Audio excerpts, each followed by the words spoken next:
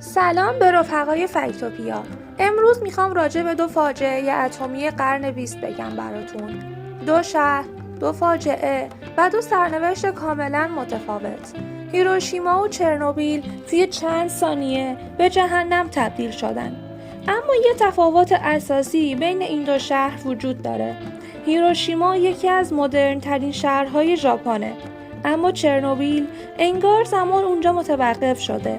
ساختمون‌های خالی و سکوتی عمیق. سوالی که ذهن‌ها رو درگیر کرده اینه: چرا هیروشیما تونست دوباره رونق بگیره ولی چرنوبیل نه؟ برای فهمیدنش باید به عمق فاجعه‌های اتمی قرن 20 بریم. فلشبک به سال 1945. لحظه افتادن بمب اتمی روی هیروشیما. بمبی که صبح 6 آگوست از بمب افکن آمریکایی انداخته شد. چیزی فراتر از تخریب بود. اون بمب اولین سلاح اتمی استفاده شده توی میدون جنگ بود و تو کسری از ثانیه شهر کاملا نابود شد و حدود 140,000 نفر تا پایان همون سال کشته شدند. اما نکته‌ای که شاید خیلی‌ها ندونن اینه که این بمب با همه قدرتی که داشت اثر رادیواکتیو بلند مدت و خیلی شدیدی از خودش باقی نذاشت، چون انفجار تو ارتفاع 600 متری از سطح زمین رخ داد.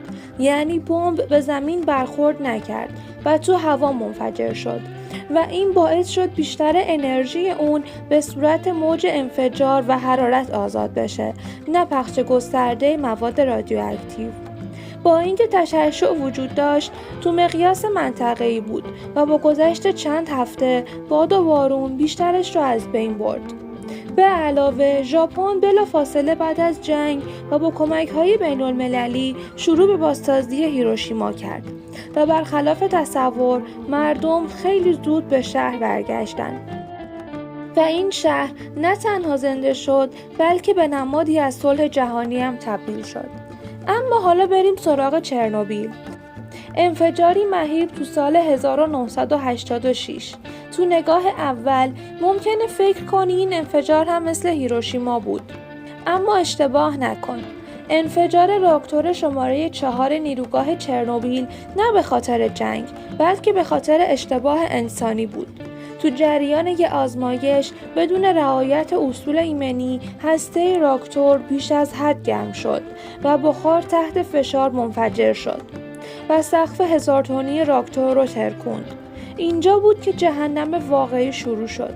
برخلاف هیروشیما این بار قلب یک راکتور هسته‌ای منفجر شده بود. گرافیت هایی که اطراف سوخت هسته‌ای بودن شروع به سوختن کردند و دود سیاهی تو هوا پخش شد که حاوی موادی مثل یود 131، استرانسیوم 90 و سزیم 137 بودند و این عناصر عمری بین 30 تا 100 سال دارن و وقتی وارد خاک یا بدن موجودات زنده میشن تا نسل‌ها اثر میذارن. تو همون روزهای اول پرتوهای مرگبار صدها کارگر رو بیمار و 10 نفر رو کشت و بدتر این که مقامات شوروی ابتدا سعی کردن ماجرا رو پنهان کنن. تخلیه شهر، جایی که محل زندگی کارگرها و خانواده هاشون بود، با 36 ساعت تأخیر انجام شد و تو این مدت مردم بدون خبر به زندگی روزمرهشون ادامه میدادن، در حالی که سطح پرتوی محیط به قدری بالا بود که هر دقیقه حضور توی اون فضا مثل گرفتن صدها رادیوگرافی همزمان بود. تو ماه‌های بعد 10,000 سرباز، دانشجو و کارگر که بهشون پاک‌کننده ها میگفتن وارد منطقه شدن تا محیط رو پاکسازی کنن. اما با همه این اقدامات ذرات رادیواکتیو وارد رودخونه ها، خاک، گیاهان و زنجیره غذایی شده بود و تا امروز همچنان پاکسازی نشدن، طوری که زیست بوم این منطقه همچنان آلوده به مواد رادیواکتیو و کوچکترین اتفاق باعث میشه که دوباره آلودگی توی فضا پخش بشه. برخلاف هیروشیما که انفجار نقطه پایان بود، توی چرنوبیل انفجار فقط شروع یک کابوس طولانی بود. چرنوبیل مثل زخمی بود که بدن طبیعت و انسان رو آلوده کرد، زخمی که خوب نمیشه. شاید تفاوت اصلی هم همینه. توی هیروشیما فاجعه لحظه‌ای بود، دردناک ولی تموم شدنی، ولی توی چرنوبیل فاجعه پنهان بود، تدریجی، کشنده و ادامه دار.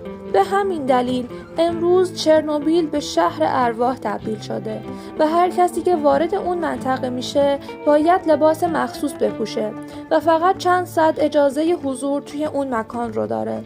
بعضی حیوانات وحشی مثل گرگ‌ها و خرس‌ها دوباره به زیستبوم این شهر برگشتن، اما اونها گاهی دچار جهش ژنتیکی میشن.